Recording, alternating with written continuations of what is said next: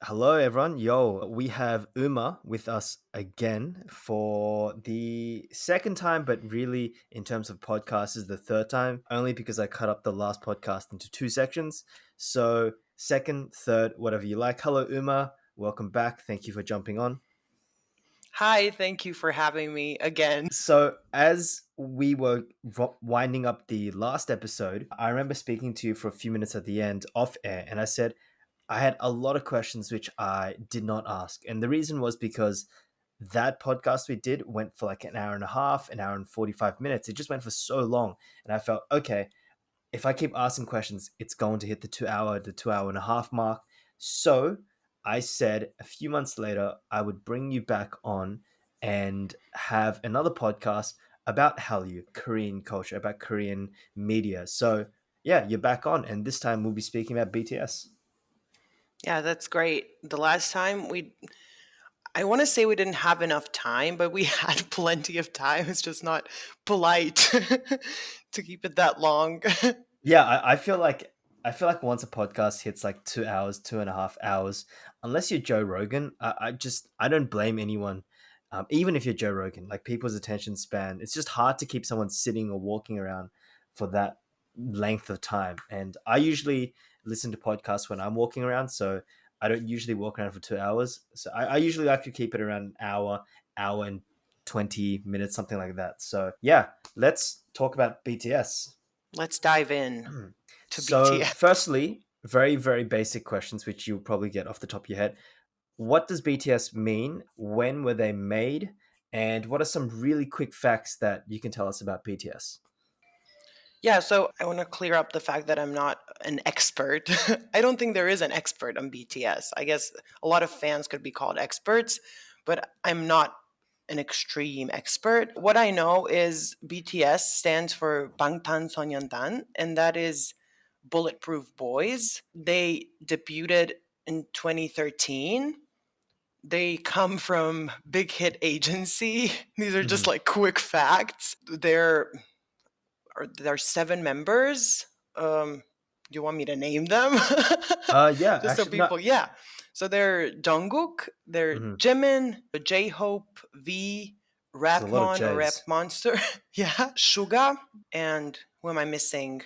Jin, yeah. Mhm. So there's seven members, And and there's each of four them, J's. All right. There's Jimin, Jin, J Jungkook Hope, and and J Hope, yeah, yeah, yeah. yeah. So the reason I wanted to get you on was because last time we spoke about Hallyu, we spoke about it as a general trend, a trend of just like the entirety of Korean culture. So because of that, like we didn't deep dive into specific bands or specific people, and I felt, like if we speak about Hallyu, it's actually quite hard or almost incomplete to do it without mention of BTS. So let's jump into BTS. And I'm actually really curious because I've said this before. I'm kind of like an outside observer as well, and I don't really know them that well. But I have a question for you, and this is a question I've thought about for a while, and hopefully you can tell me about hopefully you can answer this question, which is why was BTS the group to break the Western market and not someone else? And the reason I ask this is, firstly, I want to understand their popularity, but secondly, and perhaps I'm biased, like I don't really follow K-pop, but if I had to follow someone or if I had to be a fan of someone, I would probably say Jackson Wang, who is a part of GOT7, which is another Yeah, I group. know him. He's one of my favorite pop Yeah, culture yeah, people. he's everyone's sweetheart. Like from what I've seen, it seems like everyone loves him on the internet, on the community. But if anything, I would have chosen GOT7. Like pretend you asked me like 10 years ago, like which group would do better. I would probably aim for GOT7 because they have stronger English abilities. And secondly, and it's just my opinion, and I apologize if anyone disagrees with me, but I just find them to be a little more, I guess, attractive. So because of those reasons, well, yeah, that's how I feel anyway. Like I'm a big fan of Jackson Wang's aesthetics, and I can't really name the other members. I've got there's Mark. I find him he's okay, and there's a few other guys. I'm like, yeah, they're pretty good looking, and I prefer their aesthetic to BTS. So why did BTS be the group that broke all these barriers? Yeah, so I knew this question was coming because of our last talk. I knew that I'm gonna have to think about it. First of all, it's like it's a tiny little question with a huge answer. Hmm, hmm, Because I mean, we have to look at 1,000 factors. It's not one specific reason, first of all, And when you look at all of the K-pop bands, there's just so much to choose from constantly, and you would think, why wasn't it EXO, for example? They have bigger choices, but then you tell yourself, okay, they're much more rooted in Korean industry, in the concept of there being a lot of people, slight differences between members instead of, getting completely different characters in one group. And then you would think, of course, GOT7 for me too. It's interesting that they didn't, in the beginning, rank as well as BTS because they're kind of much more versatile in a way. For me as well, because they're more globally oriented. It's a different kind of culture that they're bringing to the table when they go into the shows, like these entertainment shows and stuff like hmm, that. So I thought about it as well, and thinking about BTS, there's definitely a lot of factors. First one, I think, is the fact that BTS is the perfect mix of Korean culture and global orientedness. Now, what does that mean? For me personally, that is one of the first things I noticed about BTS. It's the fact that they're really Korean, actually. They're not really. The Rap Monster is the only person in the band who can really speak English. The rest of them are learning now because they have to go like Billboard and hmm. Jimmy Kimmel. I don't know, a lot of shows and stuff like that. But Rap Yeah. Monster is the only person who's actually speaking English, who's kind of in touch with this international entertainment industry, and the rest of them are just really Korean when it comes to culture, aesthetic, behavior, and stuff like that. But I think that is what the international community was looking for. I think that was the right move from the industry, putting them sort of ahead. Then there's, of course, the aesthetic aspect. The aesthetic is something that I could discuss for a really long time.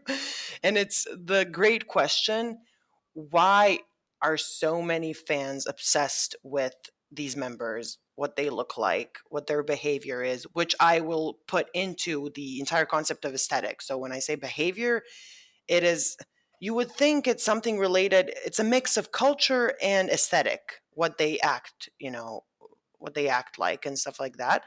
So there are a lot of reasons why that aesthetic is special. It has a lot to do with the shift in the perception of masculinity on a global level.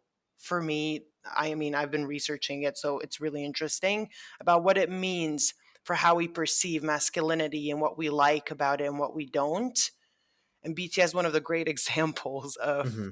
this new masculinity and stuff like that. So a lot of reasons. I mean, you have to specify, we have to go just a little bit deeper into something so I can decide on which answer I'll give you.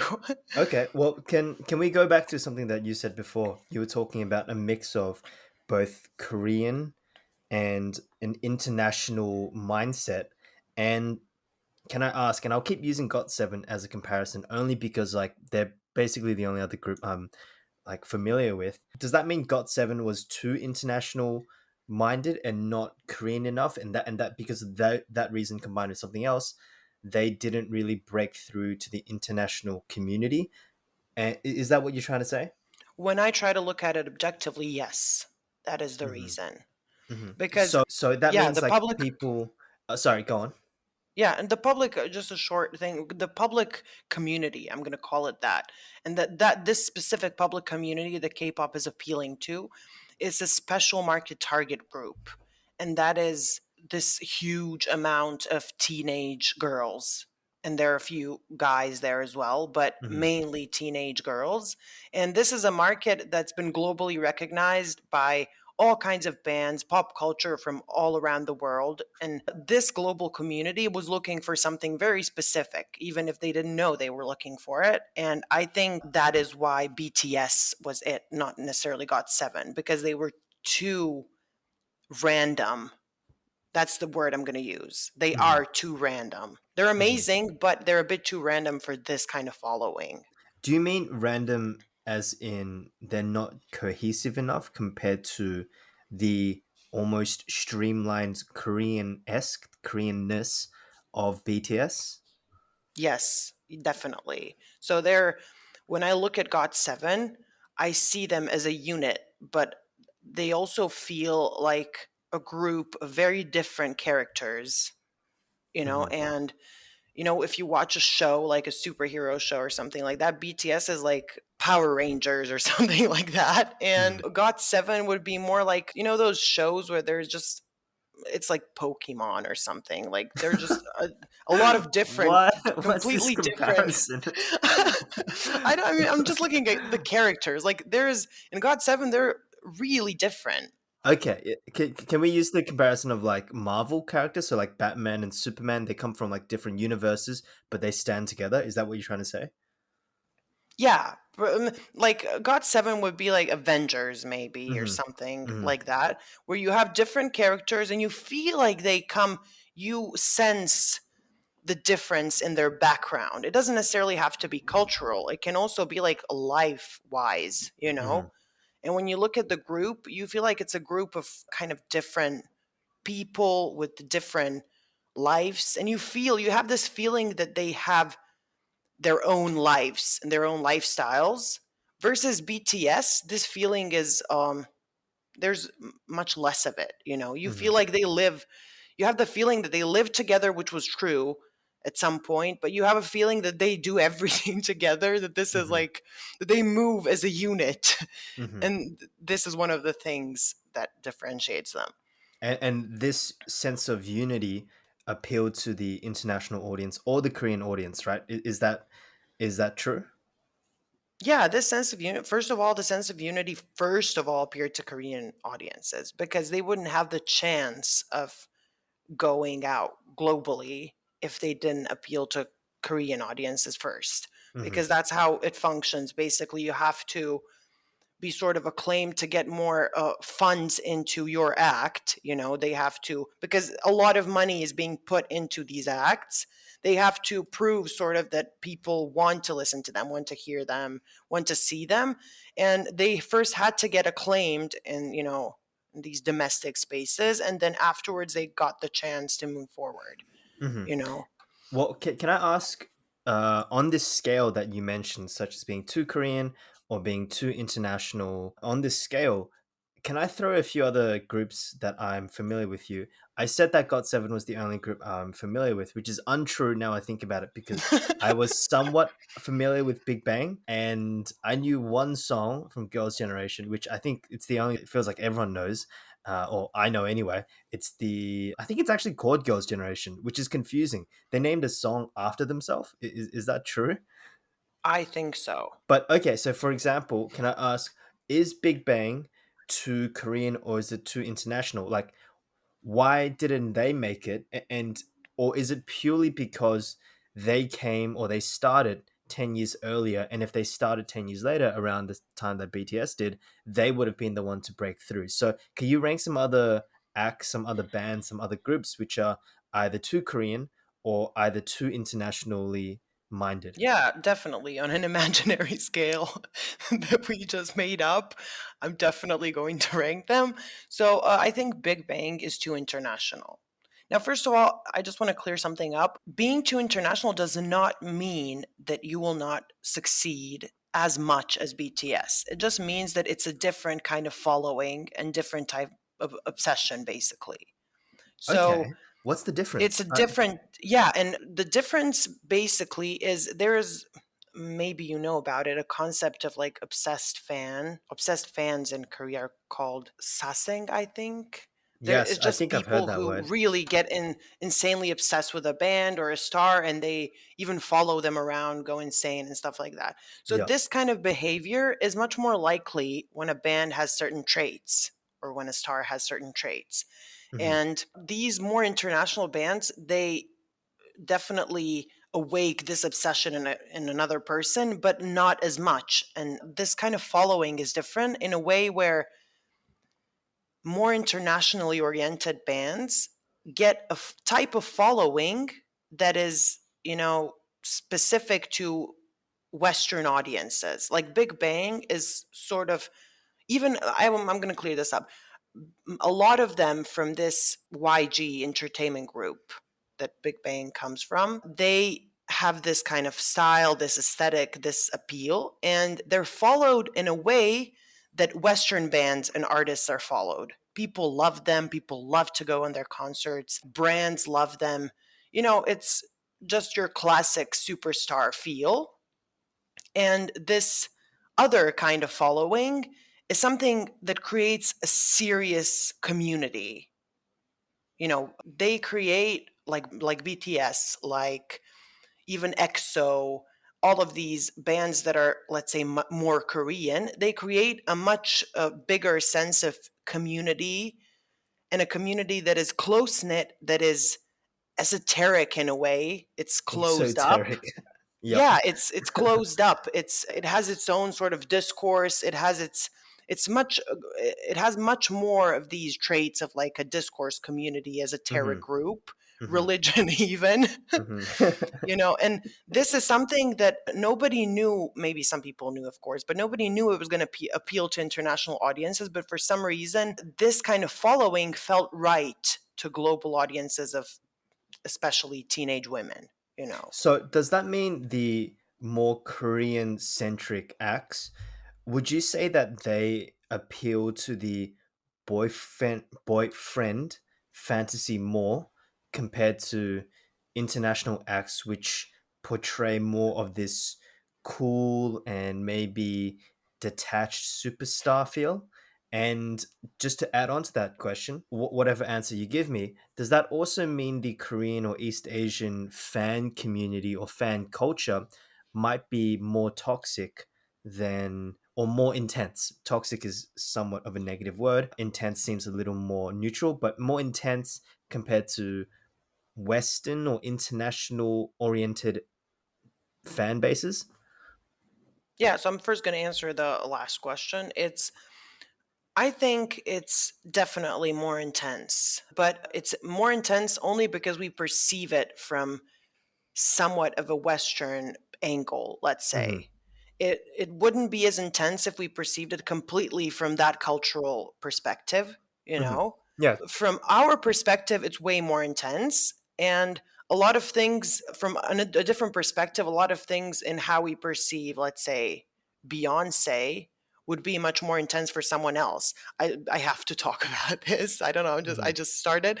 But for example, the Western celebrities, they get a specific kind of treatment, a social treatment that is not necessarily related to fandom. It's related to their role in a society, and they live the lives of huge politicians. They live the lives of,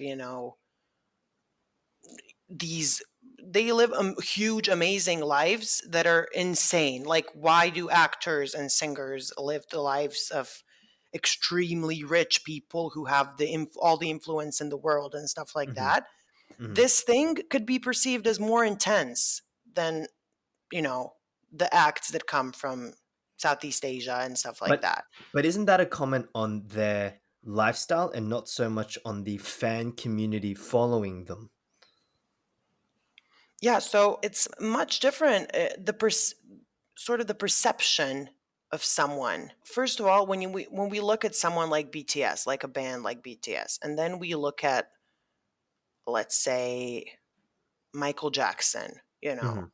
And I had this Why not? discussion with my friend. I had discussion because she was like, Michael Jackson, he is the icon, the king, the starter of a pop generation. He is the groundbreaker, and they do, like BTS and bands like that, it's all pastiche. It's all, like copying, mixing up the aesthetic game of nothing and stuff like that. We had this discussion, and I said, like, and I was really passionate about, why is Michael Jackson this groundbreaking huge act and thing? Like, okay, Hmm. he started a dance, okay, he started music videos.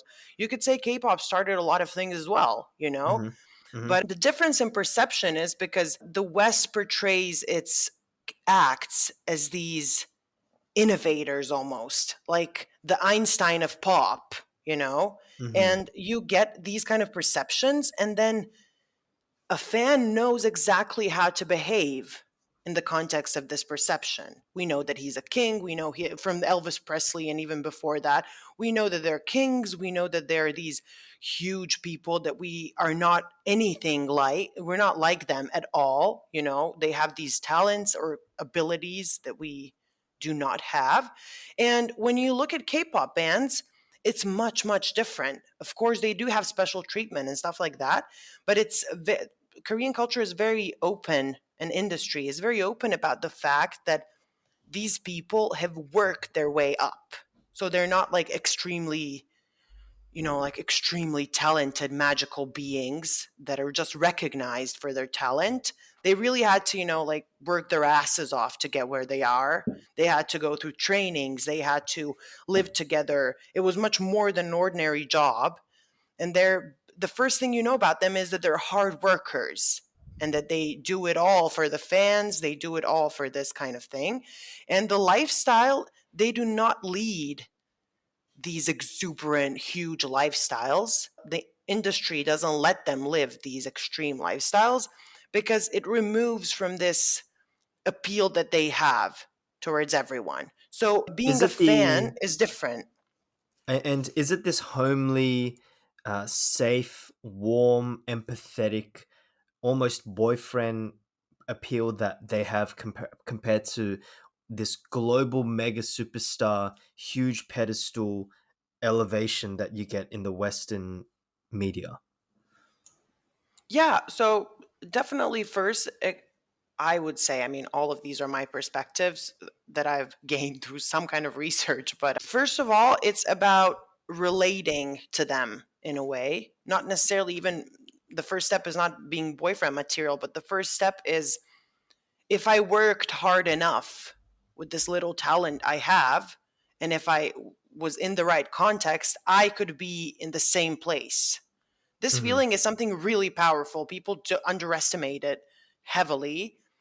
When you look at a lot of Western stars, you get a feeling they were just recognized for the superpowers they already had. It's a lot of the superhero feeling. They were born with something, so special, and then they were found out and stuff like that.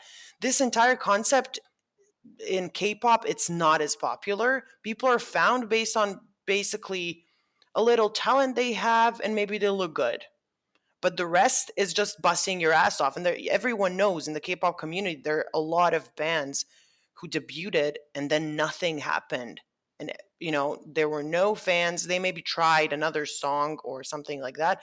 And if it didn't work, they pull you back. It's done. It's not like, yeah, you just need this little spotlight and you're going to shine and everyone's going to love you.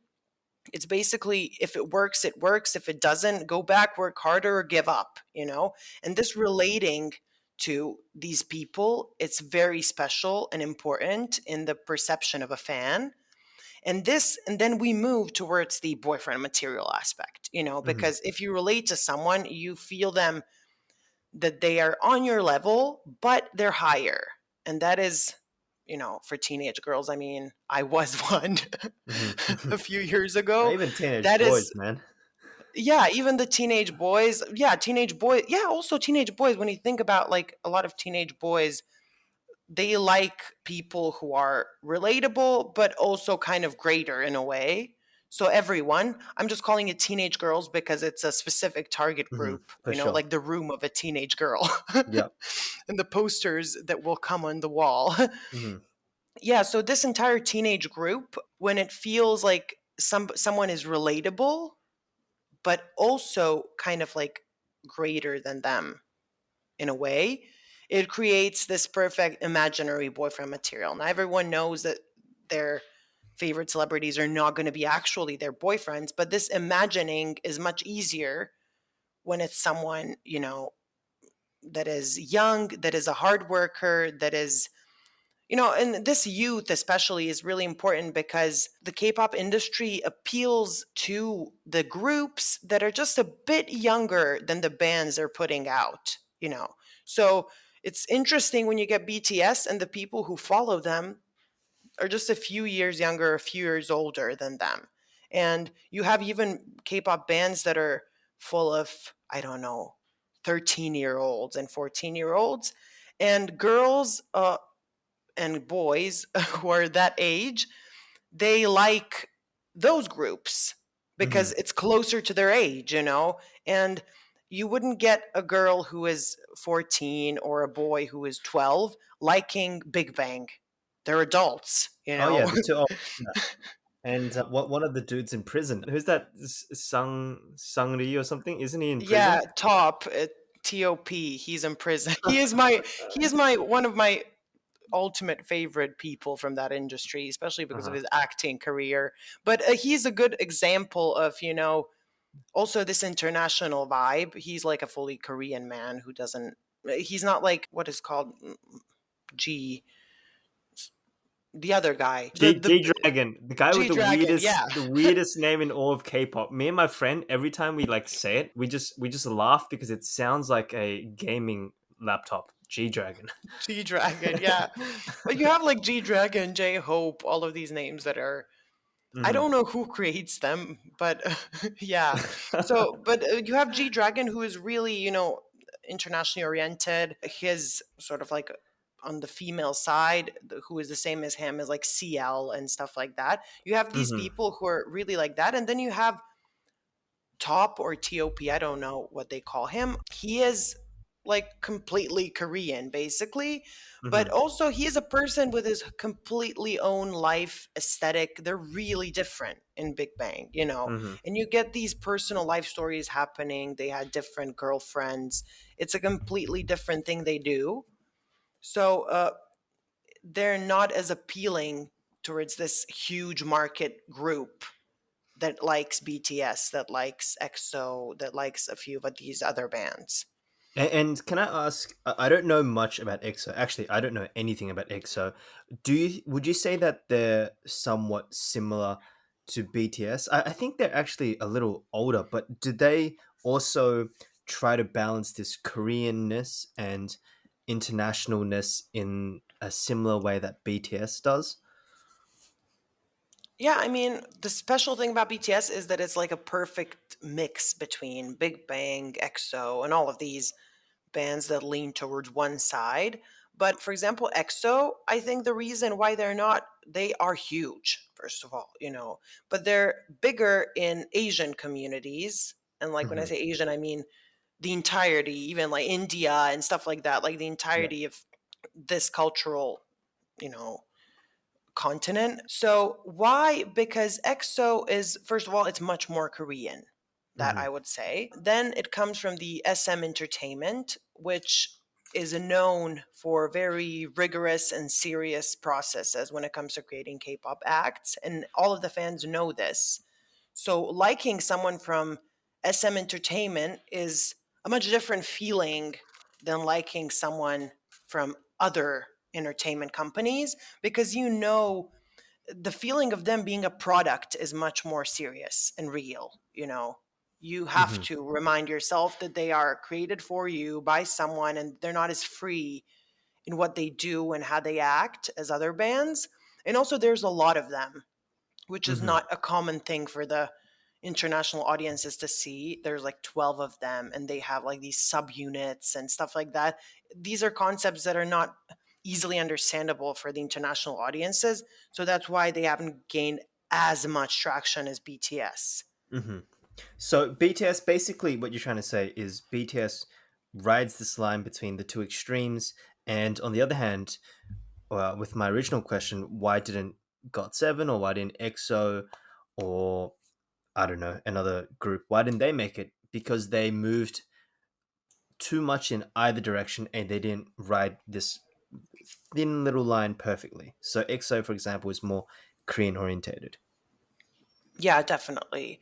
Now, BTS is a it's I like this metaphor of riding the wave and stuff like that, because it is like a process. BTS was not always as big internationally. That is important to note. Hmm. When they debuted, They were one of the K-pop bands that was created and stuff like that. And then little by little, they started gaining this international popularity. And it was a process of, like it was a refined process of seeing what works, what doesn't, what is great, what is not. We have to remember the fact that these people change their hair color constantly, Hmm. change the style, the type of music videos, the songs, the production. All of these things are really different. Like when you get BTS from 2013, it's much more hip hop oriented. It's Hmm. created like to be this hip hop rebellion band. And then when you see them from like a year ago, you if you research the foundations of BTS, you know that it's in them, and you're like, "Oh yeah, they came from that." But at the same time, you see a completely different image. It's a different aesthetic, it's a completely different thing. And Hmm.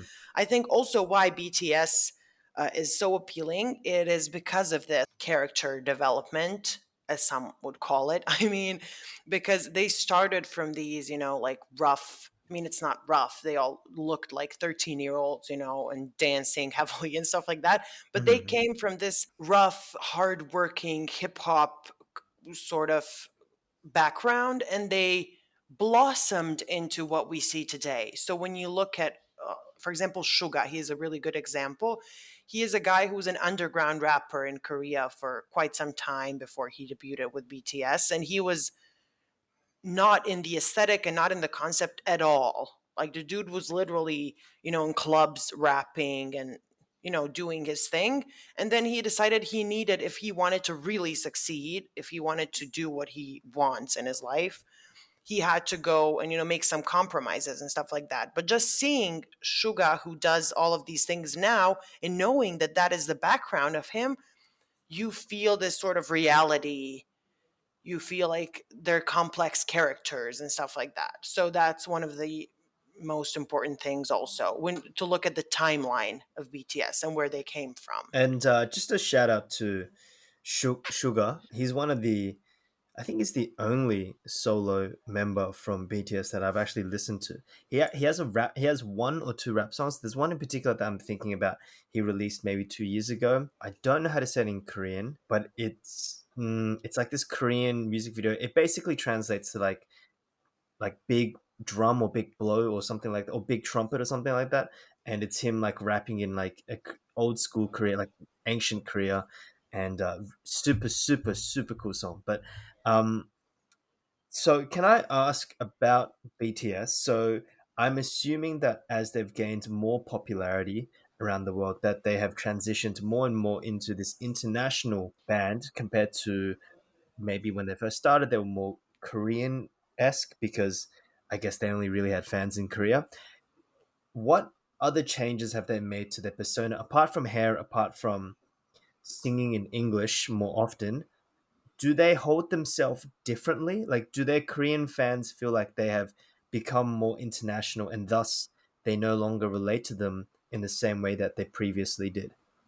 Ooh, this question brings a really interesting answer. It's a really strange phenomenon because it's the opposite of what you said. When they started out, they were more international than they are today. How does that make sense? Because apparently they didn't sing in English before, and now they're singing more in English now. So doesn't that make them more international? You can look at the like really superficial aspects of using the English language, Hmm. and I don't know, having interviews with half English, half Korean or something like that. But the complexity of the aesthetic of the music that they were creating, it is much different now and is more Korean now. Why? Okay. Because first of all, I think what they brought with in the beginning, 2013, they debuted and they were kind of a hit in Korea. It wasn't their like EXO Korean SM entertainment kind of quality. It was completely different. They were like Big Bang is too international. They were creating this space for like Korean hip hop. Hmm. Like it's Korean, but it's formed as hip hop basically, and in the music and the aesthetic and everything like that. They were rebels.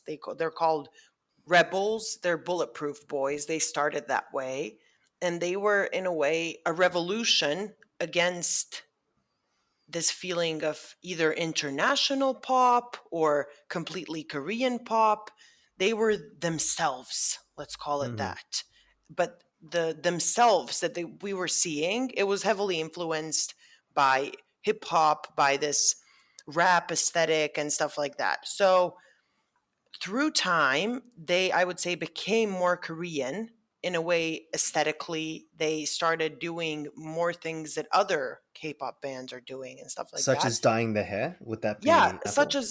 such as dyeing their hair, and also like changing conceptually their physical aesthetic, like the clothes they're wearing, the entire concepts of their videos and stuff like that. All of these things were changing, Hmm. and changing often. And this is kind of a K-pop thing to do, you know, completely changing aesthetics, Hmm. doing Hmm. different things for different videos and stuff like that. And I think because at the moment that they were started, they were created for Korean communities, and they were exactly what the K-pop fans in Korea and a bit of Asia wanted, you know, and they wanted this kind of like boys who are rebellious, who are like bad boy style kind of thing. And Hmm. then as they moved into international spaces, they started appealing more to international audiences that were growing fond of Korean aesthetic, of K-pop practices such as these Hmm. style Yeah. changes and stuff like that.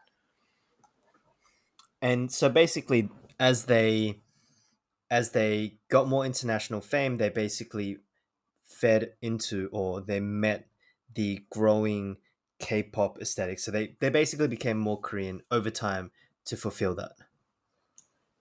Yeah, I mean, I don't know if you've seen it. I would love for you to see this first video. I don't know, is it the first video or is it the first video that became popular? Hmm. Their song No More Dream, that is something completely different than what you see now. You know, it's very dark hip hop. Did you see it? Well, you know what? Let's actually. I'll watch to people on the listening on the podcast. I'm going to time out for a little bit. I'm going to listen to this video and then I'll touch back base in a few minutes. Okay. Let's actually try this. Like like you're talking to me about these things. Like, and I'll cut this section out. You're like, let's actually do this. Also, this is a good time for a bathroom break. So, if you want, you can go use the bathroom, get some water, whatever you want. What's the name of this song? No More Dream.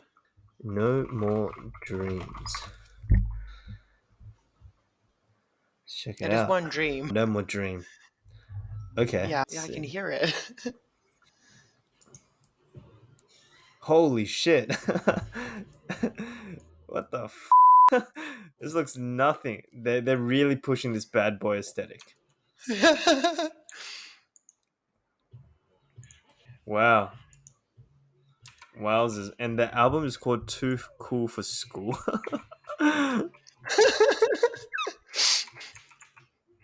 Good God. Wow. They look so. I mean, I guess they look young, but they also look so edgy. Yeah, I mean, you can see the clothes is like it's all black, and they wear. I mean, the influence of the hip hop, especially like African American hip hop, it's real. It's not like Super. Korean hip hop. No, no. The graffiti, everything. It's very obviously. Wow. Wowzers, wowzers, wowzers. Yeah, and you see everyone's hair like it's black, and everyone is like making these faces, Yeah. like they're Edgy angry. bad boys. Yeah, exactly. This is what people look like when their mum takes away their Fortnite game for a weekend.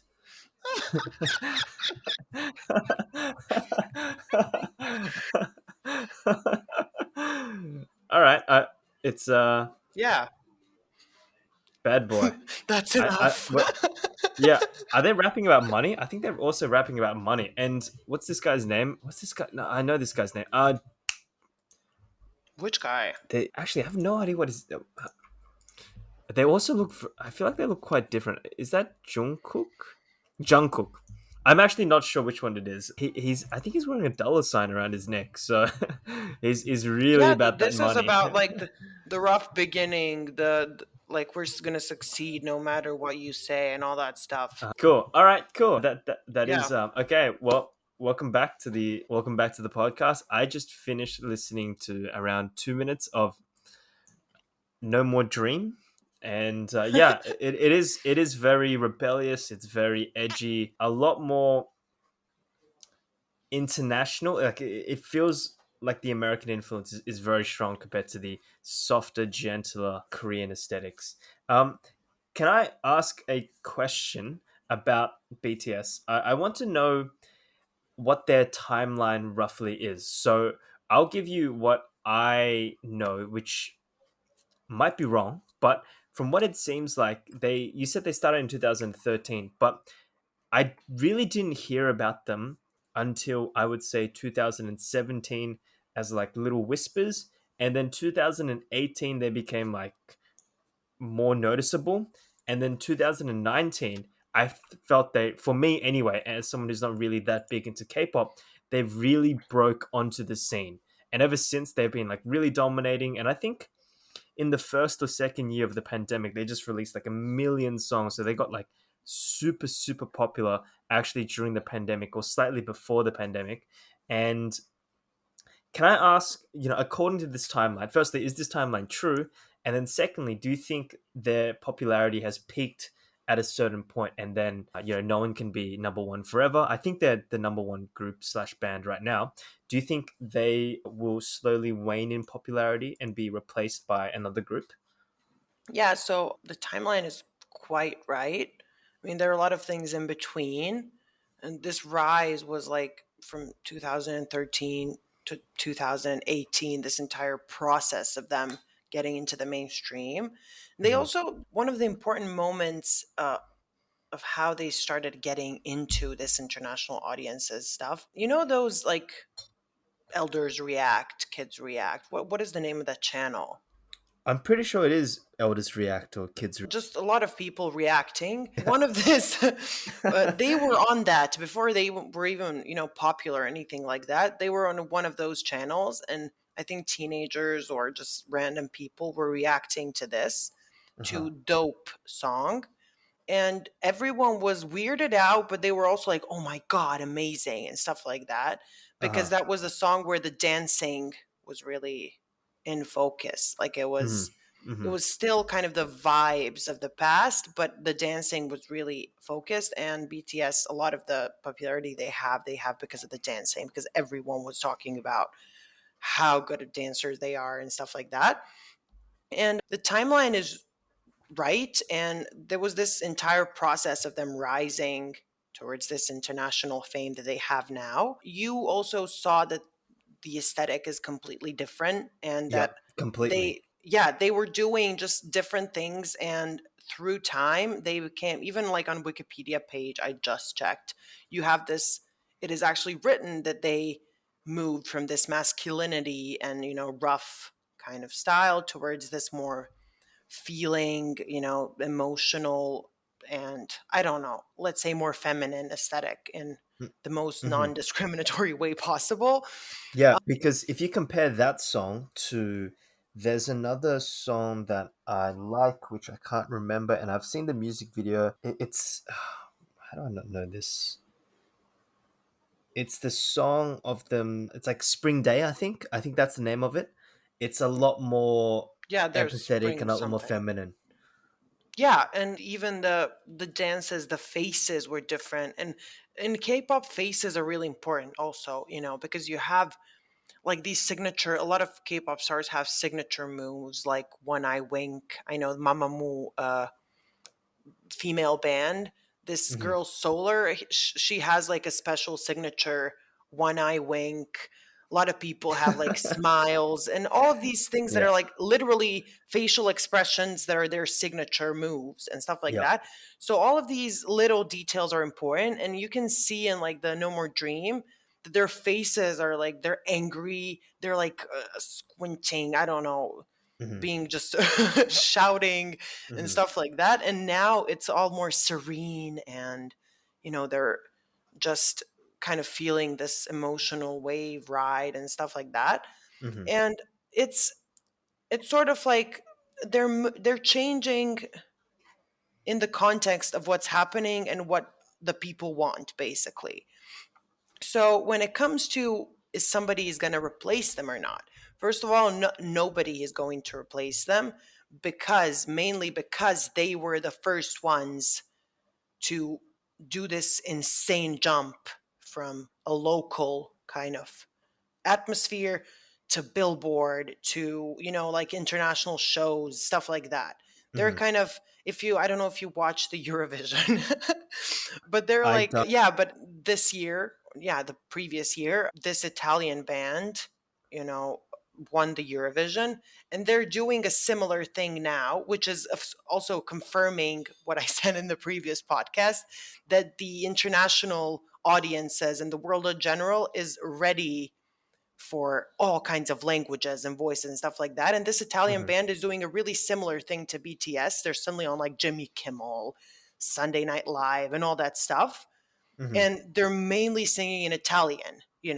So that's kind of a similar situation. But BTS is definitely going to stay where it is as this K-pop band that made it, that broke through into international spaces.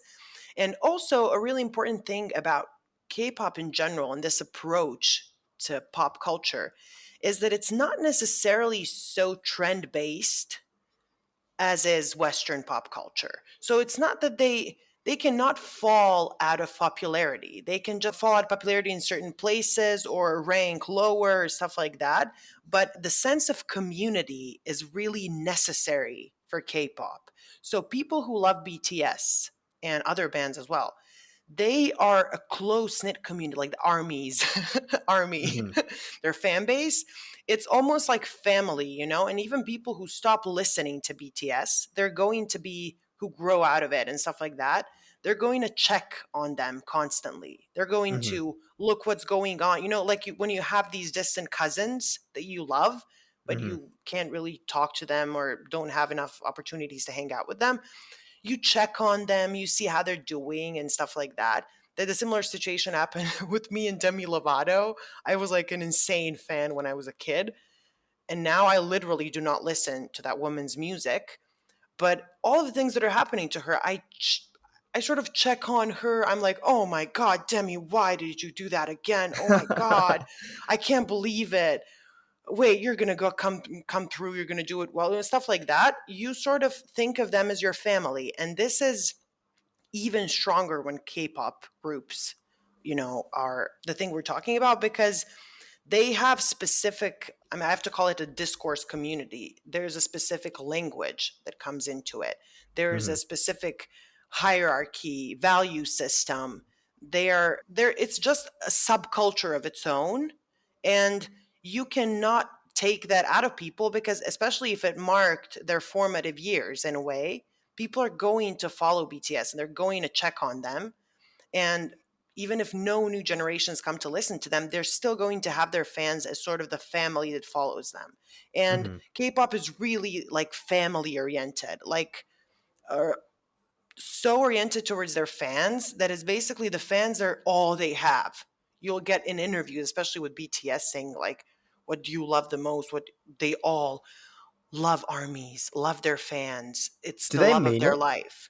So I'm not sure if I'm just too used to the Western style of culture or the Western style of music or performers, but every time they say, I love Army or I love my fans, which I don't know their names, or anyway, they never say that. I'm just ad lipping, so maybe that's not fair. But they don't actually know their names. I guess they know their internet presence and they know how many retweets they give them or how many likes they give them. But is that how honest is that? Yeah, so K-pop in general, but especially BTS and a few other bands, they're really playing into a concept like it's called parasocial interaction.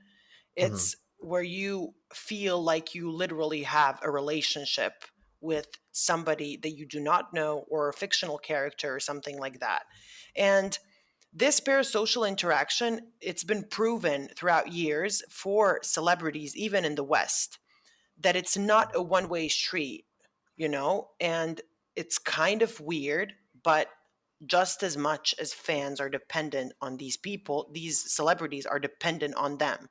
And it's Hmm. not just, it's their livelihood. Of course, that's a lot of it, but these people, especially when somebody starts young, they're building up their view of themselves, their entire concept of who they are around this imaginary entity, army, fans, and stuff like Hmm. that. You have, I mean, Billie Eilish talked about it quite a lot in some interviews, like the feeling of, it's a completely different feeling of being alive and going about your life and having this relationship also influence it, Hmm. so it's something that is definitely true, but in a really weird way. When you look at overall like celebrity concept, it's really strange.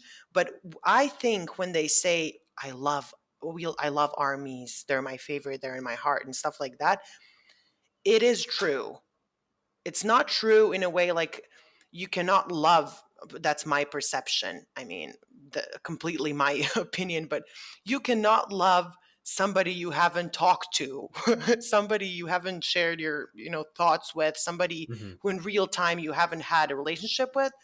But in terms of this parasocial interaction, they do love their fans just like their fans love them, because it's like a codependent relationship. And especially when it comes to K-pop, these celebrities and groups know that all they have is focus in those fans. Hmm. You Hmm. know, they don't get these statuses and insane amounts. They're really different kind of contracts, different kind of industry. They are not safe when once they've marked themselves as like groundbreaker hit makers and stuff like that, because it's constantly new acts are coming through, and whatever icon you've made yourself to be, you still need those people to validate your position and your image. So they know that. That's why also, like, when we talked about going to the army and stuff like that, they either have to conceptualize the real life responsibilities they have, or they have to fight against them, just because they need to keep that relationship alive and this love that we speak of. Hmm. It has to keep going. So the fans have what they need, and the band, survives basically as an entity of its own. What a strange relationship, but I guess it makes sense, and it's probably a relationship that I can't relate to because there's like three people in this world that know me. Can I switch gears a little away from BTS? No, actually, rewind. Let's go back to BTS. So that means there is no band in the future that you can see overtaking them in the Korean community. For example, I've heard of TXT, which I think is a subgroup of BTS, and so they're not looking to dethrone them. And you think the next 4 5 years, 10 years, that they'll still be popular because they've built such a strong discourse or language or community around themselves. Yeah, so a lot of it is literally following these people as they live. Bangtan Bomb, whatever. It's like concept and YouTube channel where they posted all of the things like BTS, like background scenes, them doing stuff, living their life. Also, you have like V lives that they do. You have a lot of content that is focused mainly on their lives. Even if you don't listen to them, you love them as your family, as I've said before.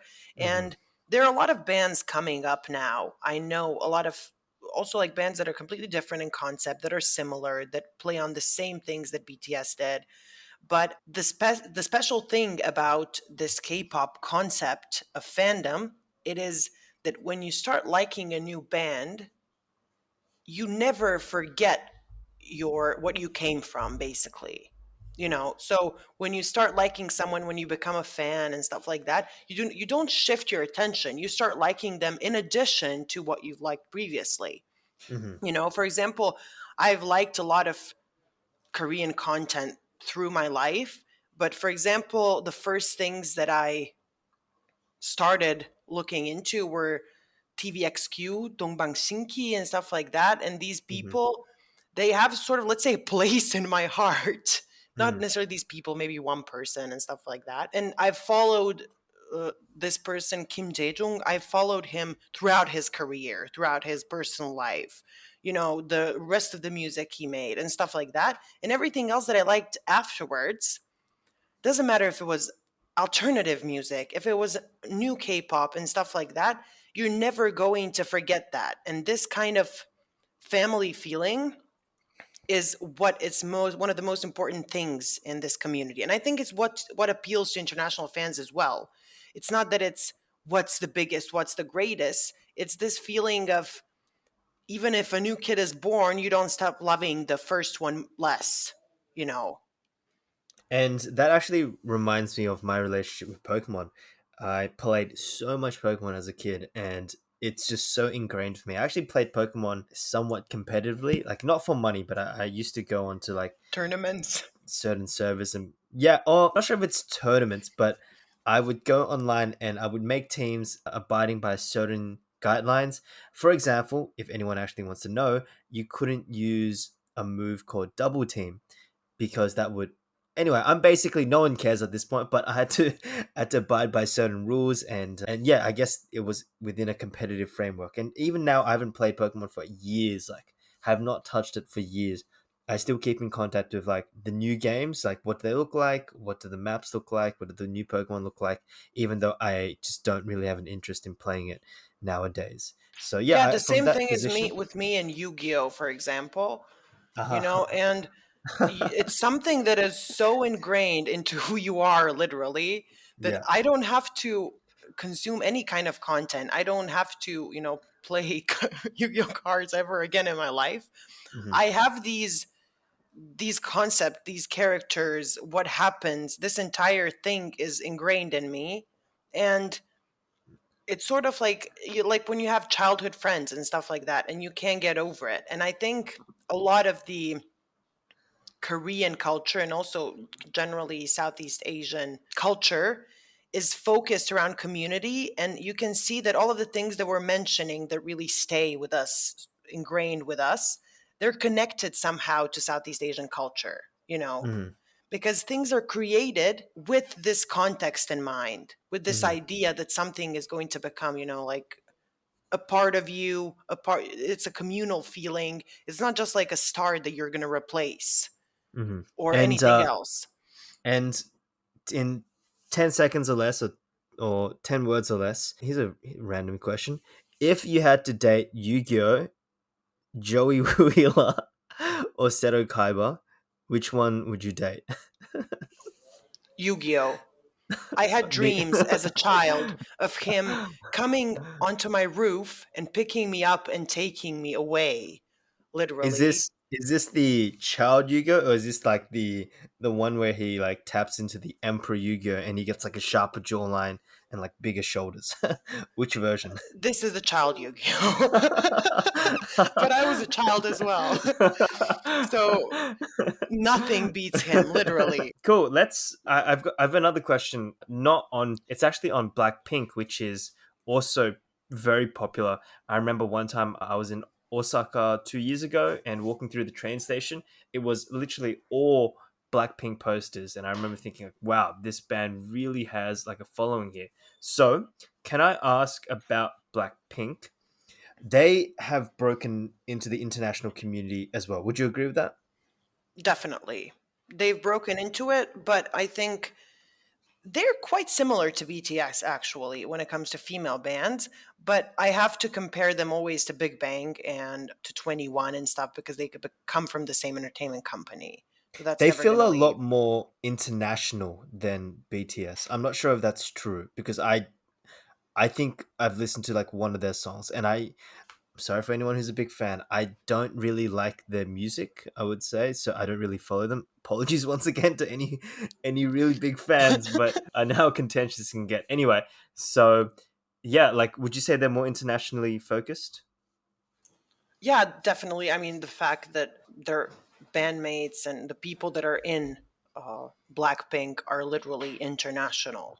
Like, they're Hmm. two Koreans, but one has grown up somewhere. I mean, there's three Korean people, but one is was born in Australia, the other grew up in New Zealand or something. I don't know, but a lot of them are completely, you know, international in a way that they, you would say, think, behave, act, and stuff like that. But it's Hmm. still this Korean veil over Hmm. them, over them, you know. Actually, on that, you just reminded me something. Um, so talking about K-pop idols growing up in Australia, so there are two that are fairly well known. I think that came from the Sydney area. One is Felix from Stray Kids, and another one I think is Bang Chan, also from Stray Kids. And from what I've gathered, apparently, is it Bang or Bang? I have no idea what straight kids is. Okay, that's Straight like kids. I Wait, think that's the name. Okay, maybe I have the name wrong. No, I'm pretty sure that is the name. But they're like a group, and stray one of the kids. Oh, I'm, members. Did I say it right or did I say it wrong? yeah, it's stray kids. Yeah, Yep. This I'm one of the looking at it. members went to the same high school as my sister, and one of my friends is really close friends with what's his name? I think it's Felix. Felix's sister. So there's some link there, and I heard that a few weeks ago, and I was like, oh, really? That's how bizarre, how interesting. Yeah, cool. Let's go back to Blackpink. I love this. I love this low key flex. Like, Yeah, yeah, that was so a yeah, somebody that was went to high that was school with. that was 100%. 100%. I'm just putting it out there. That was 100% a flex. So it's just interesting. Let's go back to Blackpink. By the way, I'm not sure if you know, I'm pretty famous around. What's Blackpink? Do they share any similarities with BTS? Because for me, they're like the female version. They've also entered the market, but as we both agreed, they're a lot more international based. So, what makes them so popular? I guess that's my question. Well, they definitely share things with BTS, especially you can't only look at the music and the aesthetic. You have to also look at their appearances in shows, in you know, entertainment like TV Jimmy shows. Kimmel or something. Yeah, but not only international. You have to look at their Korean appearances and Hmm. their lives and stuff that they put out. What they also have with BTS, they're much more international, but they're also, when they come onto these Korean shows and stuff like that, they are really Korean, Hmm. despite them all being, you know, like different when it comes to their background and stuff like that. Their behavior, the way they act, they're really, you know, a Korean K-pop girl band kind of behavior. They have this kind of behavior about them, and they're not, you know, like going insane, going crazy like you would get, for example, in 21. That is a Hmm. band dismantled a few years ago, but they were much more their own international style of how they act, how they look, and stuff like that. And Blackpink, they are like fundamentally international, but the way they present themselves, apart from their music videos and stuff, it is also quite Korean, and it's like a community feel. You feel like that they live together and stuff like that. You have this feeling Oh, of them really? being a family. Yeah, definitely. And you also, Because when I watch them, I don't. Okay, granted, I've like never watched them, so this is probably not fair for me to say. But when I watch them, I feel like they're like four independent women compared to BTS, where I feel like they're much closer. Now, I will say before any Blackpink fans jumps on me, I've never watched any of their content, but from initial glances, that's what I get. that's what you get when you look at music videos and when you listen to the songs, because they're all really talented and, you know, as people, so they really try to shine a light on each of them specifically. But when you look at their documentary, kind of like, they have like these documentary series where they go on a vacation together and stuff like that, you get this feeling of them being like sisters almost, you know. Hmm. And they try to get them into these same spaces, like they're together and stuff like that. They also tried it with Big Bang had the same thing, like, but a long time ago, long before international audiences were even aware of like K-pop as it is and stuff like that. Hmm. And eventually it sort of stopped because they grew older. But you also, with Blackpink, when you look at their content that is not their music and that is not this like art that they're creating, it is a very like sister kind of feeling that you get. But also they're not the same as BTS, definitely, because it's a completely different kind of following. It's a different kind of love that fans have towards Blackpink. you know Hmm. it's it that is much more similar to Big Bang, this kind of love that fans feel towards them, because it is not so focused. A lot of people that love Blackpink share the same amount of love for different bands, Hmm. and BTS for a lot of people is staple, is literally the main love that they have, and then this love shifts and moves around when it comes to other bands. But for BTS, the what is it called, the concept of like, who is your bias, that thing. Hmm. Yes, I've Yeah, heard of so that term. BTS is most often like the ultimate band bias, Hmm. and not even that, but your ultimate bias often comes from BTS if you're a BTS fan, you know so your, for example, ultimate bias could be Jimin, and then you could love all kinds of bands, all that stuff, but you're never going to remove BTS as that staple part of who you are, because Jimin comes from BTS. Hmm. For example, for me too, like this Kim Jae-jung, he is from TVXQ, and honestly, I don't care about the rest of the TVXQ, but I'm going to look at them as the staple band, and like Yeah. their first songs as something that started my love for K-pop, because Hmm. Jae-jung was there you Hmm. know. Hmm. So Blackpink has less of that, definitely. Hmm. Well, can I ask, moving back to BTS, so they're very successful. They are probably the most successful act right now in terms of music. I could be wrong, but if they're not number one, they're like number two, number three. They're up there. And how have they changed Asian and Western media? Do you see a lot of Western media emulating them or Asian media emulating them? I know obvious examples of this could be like interviews with Jimmy Kimmel or appearing on American television or doing concerts in America, all of which BTS have done quite a lot. But how have they affected, I guess, other aspects? Groups trying to basically replicate them, American groups trying to replicate them. Like, how have they infiltrated the market?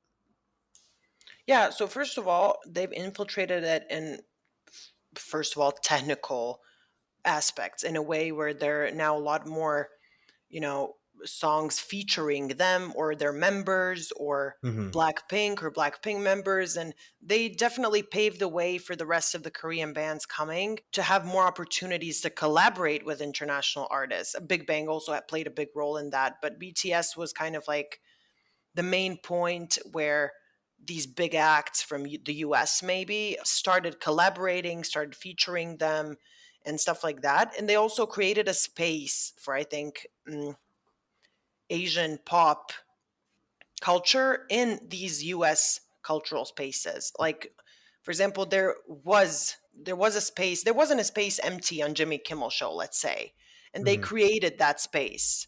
And it's a really weird thing, especially if you've been following them, to see. It's like, it's weird crossovers kind of feeling when you get BTS sitting in one of those kind of shows, because they're sitting in a typical way for this Korean interview. They're sitting like maybe four below, three above, like in Hmm. these seats, and they're answering in a very specific kind of way, and they're still answering in a Korean way, not necessarily in Korean language, but they have the same kind of answers, the same kind of messages they're sending through. So it's really interesting to see that in these American shows that have a completely different vibe to them. So I think they're kind of bringing these diversities into the Western and overall international scene. But also, I have to add the thing that I said in the beginning, this masculinity aspect. I think that is one of the biggest ways that they're influencing the pop culture altogether. Hmm. And I don't think new acts are trying to emulate BTS or they're trying to copy them, because BTS is not one thing. They constantly change, and they're constantly playing into desires and emotions of their fans. So it's not something specific. You would have to look at 1,000 factors to try to emulate them. But there is one thing that is more and more popular and that is suddenly being recognized, all over the world as a thing. Before, it was kind of marginally recognized, and that is this new masculinity. The Hmm. concept of guys who are completely different than what we've seen before, who are extremely attractive to these young populations. So, younger generations like Gen Z, especially, and stuff like that, obviously want something different in their male role models, their male imaginary boyfriends, and stuff like that. They want them to be a certain way, and BTS is creating that blueprint, let's say. Hmm. Because I talked a lot with younger fans of BTS, and one of the main things that people who are in love with them and stuff like that, that they, talk about is that they have these traits, like new masculinity traits. I wouldn't call it feminine. I would call just refocusing masculinity from certain things to others, Hmm. like politeness, chivalry, sort of, like clean cut styles, nice aesthetics, not being afraid of touch. A Hmm. lot of, they're usually, these band members, they're really close with each other. They, like they hug, they play and stuff like that. All of these things that are natural, like in the masculine world, but is usually something that is completely hidden or something that is not played on. Yep. Suddenly, this is having a space in the world, and these fans are recognizing it and they love it. They love the fact that they're not afraid of being close with each other, that they have a different approach to life, their behavior, that they're not, rough, that they're not angry, that they're not what your typical masculine role model superhero is. So I think Hmm. this is one of the major ways that they're influencing the international pop culture. Hmm. And you see this in both the Asian and the Western field. Yeah, I mean, there's definitely differences in culturally what is masculinity in Western and Eastern. I'm going to say Western and East because that's from my philosophical standpoint. I'm going to call it Western and Eastern perspective. Hmm. But there are a lot of differences also. Like Western perspective of masculinity is much different, For sure. and definitely it has different traits and heroes are different things are valued. So I think the Eastern sort of image of what a man is, you know is much closer to what K-pop stars are now embracing, and now anyone could say like, okay, the thing with the Chinese government with the like feminine men, Yep. them like Yep. banning feminine men. We could, talk about, yeah, but they're not endorsing this kind of looks and behavior and stuff like that.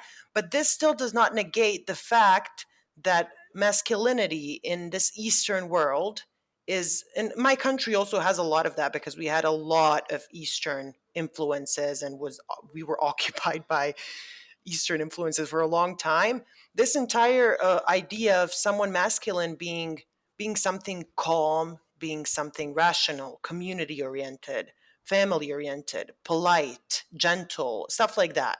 These are like Hmm. main aesthetic and ethic values of a man. While in the West, a lot different things were kind of celebrated, and you get different aesthetic and different value based approaches.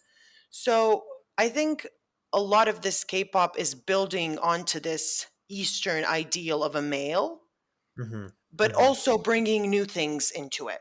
Like I think also the Korean, for example, community is accepting some newer things through K-pop, of course, like some Such as. different, such as I think K-pop is shaping the perspective of younger generations about same sex interactions.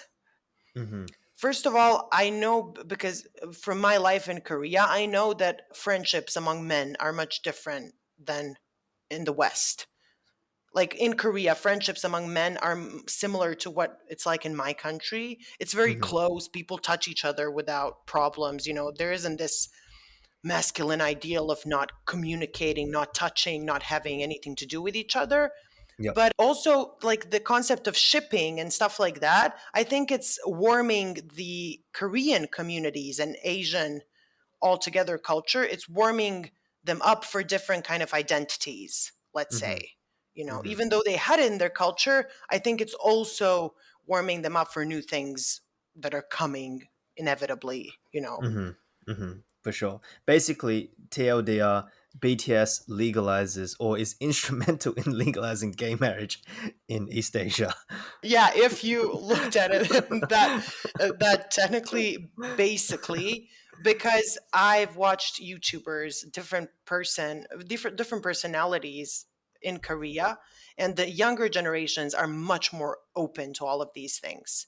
And Mhm, it is the effect of the world altogether, but it is also the result their own Korean bands playing with certain things, certain, aspects of femininity, masculinity, behavior, and stuff like that. So I think it's all one big move towards something, you mhm, know, and it's influencing the rest of the world, but it is also influencing Korea as well and Asian culture. I mean, the fact that the Chinese government proclaimed it or whatever, the thing about the effeminate men, that is a huge sign of something becoming mainstream or growing strong. They wouldn't have to proclaim something that was marginal. They wouldn't have to Yeah, that's be true. against something that is marginal. It was clear that the generations of younger people in their country were recognizing that as something beautiful, something great, whatever.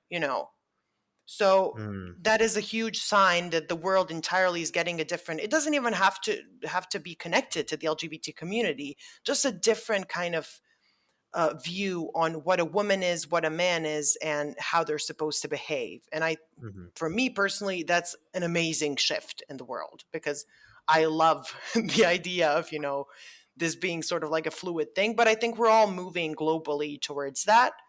And I think K pop is helping in it, mhm. definitely. I've got two more questions I want to ask, but the first one is relatively quick. Amongst your amongst the people that you've communicated with, which member is the most popular, just on average, and which member would you say, I guess, would be the least popular?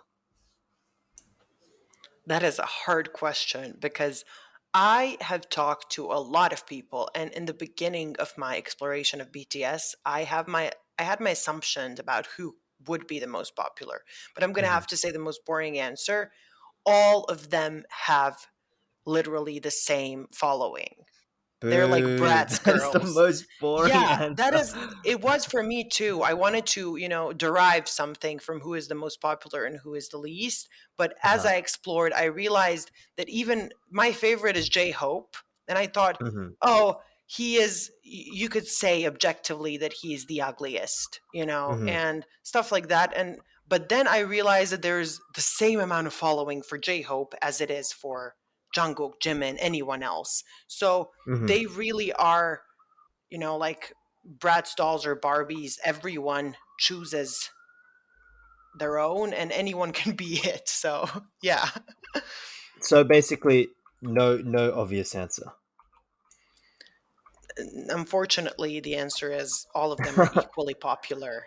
I have a final question I'd like to ask. So this is something I thought of doing when I was thinking of questions to ask you, and I thought it'd be a fun way to end this. So have you heard the game? I'm not sure if it's popular in Eastern Europe, but it is a game that I've played before. Uh, it's called Kill, Sleep, Yes. Marry. Okay, great. So we're Love gonna it. do this with the seven members, except obviously because there's seven members, I can't actually, I've got to come up with more things. So these are the seven options that you have, and you have to choose, obviously, match one with each one. The first one is kill, marry, sleep with, like the obvious three. And then four more I came up with was you have to leave one in the jungle, abandon them in the jungle. You Okay. get you get to go shopping with one of them, like they become your shopping buddy for life. One of them is you get to write a song with them, and the last one is you sell them into slavery. So we Okay. So, wait. so We first have like kill, Mary, sleep with, and then we have yes. these other options. Well, Okay. because you have seven members, right? So Yeah, okay. So sleep, okay, kill, Mary, sleep, leave in jungle, shopping, song, sell into slavery. Okay. Okay, so first, leave in jungle. Oh, this is so hard. Shopping as in going shopping just like somebody I'm hanging out with and shopping with. Yeah, I guess. Yeah. And what for me when I was thinking of this, and granted, I don't know these members very well, but when I was thinking of this, I was thinking of like who's the most fashionable. Who do I think would Yeah, be able to okay. point out the best? Okay, so song, I would record a song with Suga. Mhm. I would go shopping with, oh God. I would go shopping with Jimin. I would marry Jin, sleep with Wait, J wait. I, Hope. I need to ask you. I should have said. I need to ask you to explain this in like 10 seconds. Oh, okay, Explain okay. each one. Okay, so I would go shopping with Jimin Mhm. because I really love him. Like emotionally, he's like a child. Mhm. And to me, I mean, I would go shopping with him for that reason and because he's not good enough for me to do the great things with him, and he's not horrible enough for me to do any of the bad things to him. Okay. So Okay. All shopping is right. like the least I can do. Yeah.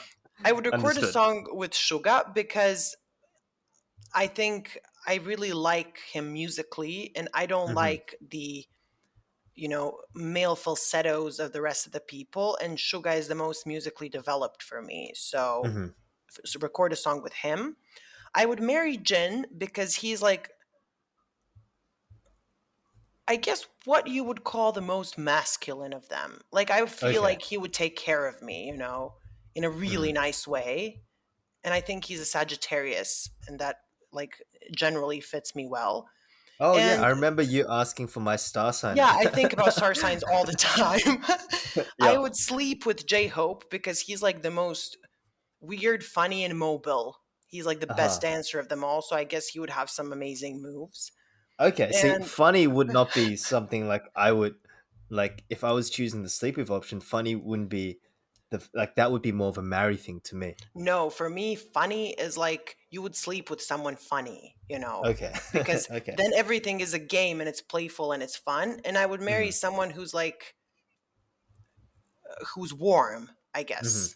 Mhm. And I would kill Jungkook because like I know that S- there's a huge following of him, but like that Someone's kid, gonna firebomb your house yeah, like literally after that kid this. is like fine by me, but I mean, I have no connection to him whatsoever. And my friend from, I would say, a past life, but it's a friend that I'm not friends with anymore. She was really in love with him, and she constantly talked about him and was obsessed with him.